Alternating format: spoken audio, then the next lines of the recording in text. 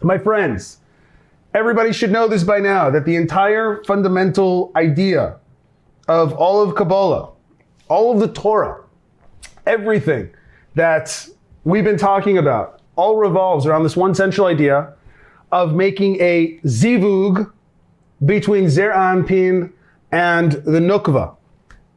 And in order to have a zivug, a unification, integration between Zeir Anpin and Nukva, Zeir Anpin has to receive Mochin. Yeah? Without Mochin, all right, there can be no zivug between Zeir Anpin and Nukva, and that's very bad news for us. Meaning that if we need to constantly stream the infinite light out of the sphere of transcendent oneness into our reality, in order to bring that infinite light into our reality, to be able to bring more consciousness, more vitality, more life, more shefa. Come on, everybody say it with me one time. Shefa. Gotta love the shefa. Literally abundance, but really shefa, it's just this energy. It's probably the best word ever in Hebrew. Can everybody just please write in the chat, shefa? Just shefa. It's the greatest. We want shefa energy, that there should be an incredible abundance of life and health and vitality and just absolute goodness and higher conscious awareness and love and unity in the world. That's what I'm talking about. Shefa, that is right, Yoshua. That's what we want. And we need a little bit more shefa in the world too, because, how are we going to fight this whole corona thing? Yeah. And the caveat to that is that we have to make sure that the shefa that's coming into the world is going to where it needs to be going, and it's not going to the other side. Yeah? Because when the kalipot, when the external forces, they take the shefa, not good. We want that energy to go to the side of goodness, to the side of love, unity, and higher conscious oneness, something we called Kedusha. Kedusha. Yeah. And Kedusha means making the world a receptacle, a vessel for the divine will, for the supernal will of Hashem. We want this world to be what's called a dira, to be a dwelling place for the divine will, meaning that every single man, woman, child, every tree, every bird, every stone, we want everything to be the living expression, the beautiful expression of Hashem's divine will in the world. And so in order for that to happen, we have to break free out of our ego states. We have to break free from our own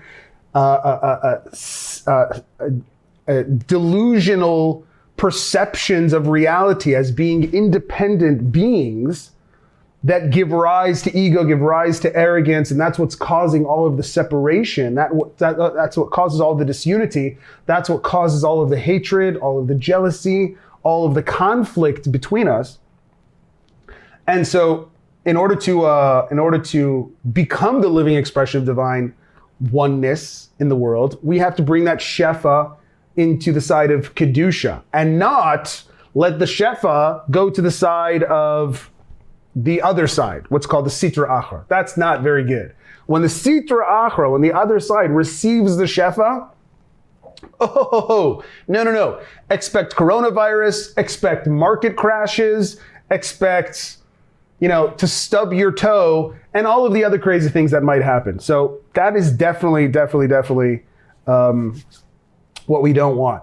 So we want the shefa to come to Zeir Anpin, and Zeir Anpin that receives the shefa is now able to give it to the Nukva, and then that can come into the world and bring more of that higher conscious awareness and love and shefa and abundance into the world. That's it. That's the whole game right there. We need to bring Mochin to Zeir Anpin So there can be a zivug between Zeir Anpin and between the Nukva.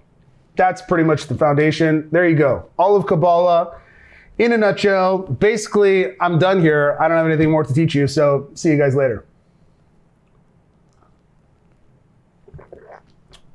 I'm just kidding. What is that, you say? Well, how do we bring Mochin to Zeir Anpin so that there can be a zivug between Zeir Anpin and the Nukva, you say? Thank you so much for asking. I thought you never would. That's called Torah. What's Torah?